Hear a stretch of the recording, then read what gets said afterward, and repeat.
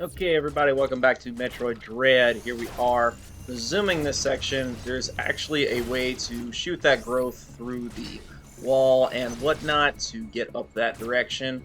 And yeah, it is all funsies, and stuff like that. So, yeah.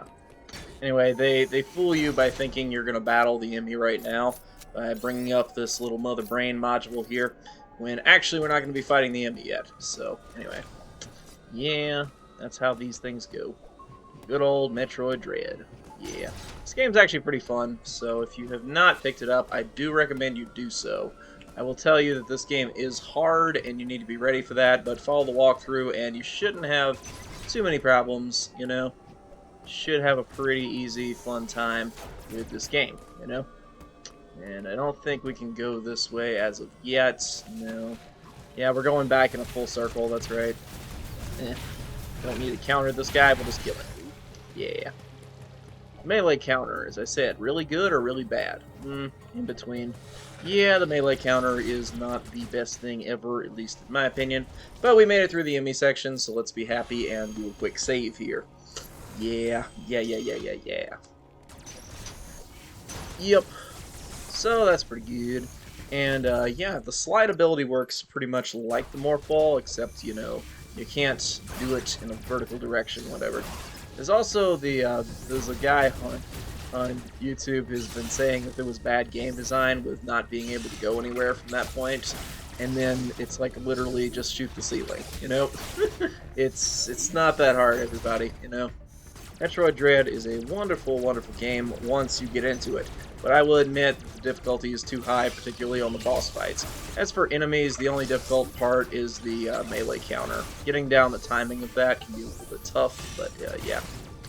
Anyway, I was very pleased when I was playing through Metroid Dread the first time to see this area, and see, you know, kind of the Kataris, or Cataris, whatever it's called, and to see the lava area. It's just like, it's nice to see Sector 3 returning from Metroid Fusion, see Sector 3 returning from, you know, from Metroid Other M, because Metroid Other M majorly just, you know, knocked off Fusion.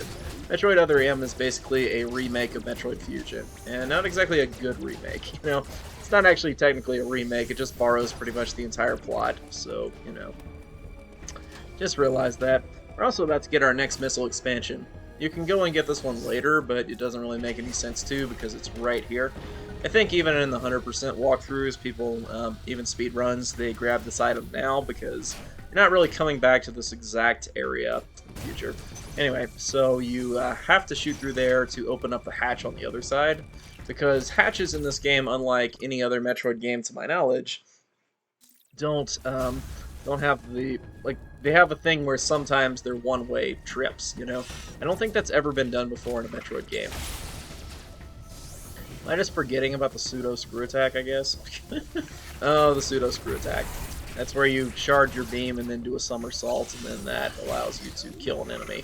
It's one way to get out of having to do the dodge. We're also going to be enjoying this area later when it comes to getting the screw attack early up through there. So I'll talk you guys through that one when we get there, but as of now, we've turned back on the power system.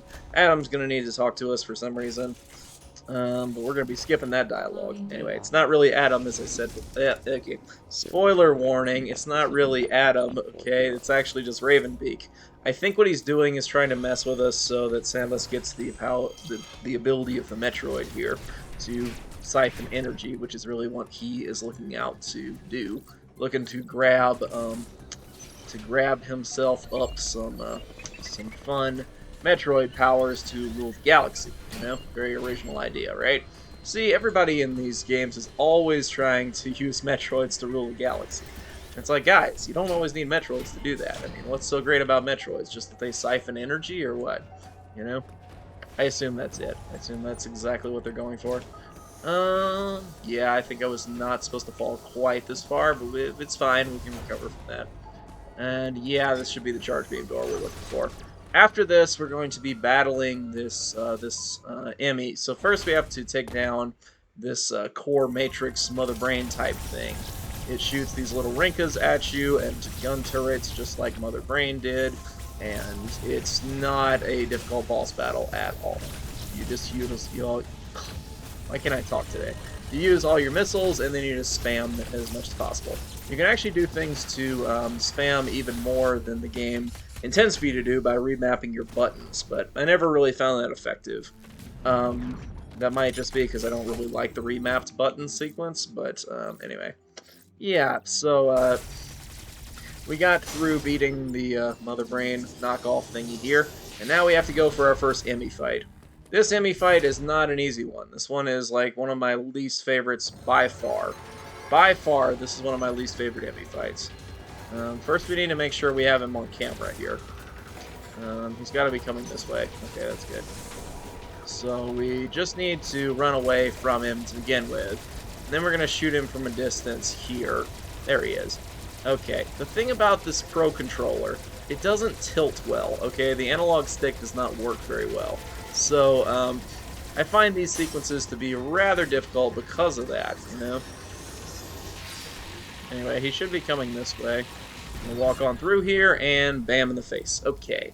I'm getting a lot better at these Emmy fights as I do more and more of them, but I have to say they're kind of hard, you know? They're kind of hard. And so I guess that's technically the point. The Emmys can always kill you in one hit if you don't do your counters right and all that, and those are pretty hard to do. So the Emmy fights are hard, I'll give you that, but yeah, I don't really think they're that fun. Still, we got ourselves the spider magnet, which is not the spider ball. First time I was seeing this, I'm like, wait a second, how could I get the spider ball without getting the, you know, the morph ball first? You talk about crazy, that's like a randomizer thing that would happen to you. Anyway, the spider magnet just allows us to grab onto these nice blue, you know, thingamajiggers. And that's kind of cool and everything. It's a new addition to the game. A lot of people have gone gaga for it here, and I'm not exactly sure why, if that makes any sense. I mean, it's cool and all, but it's not really any different from the, you know, the ladders we had back in good old Metroid Fusion. I mean, what's the real difference, right? It's the same as those ladders that we could already climb on as a surface.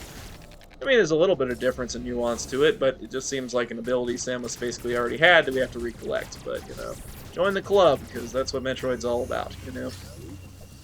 Okay, so we did the thing of beating the normal boss in this area.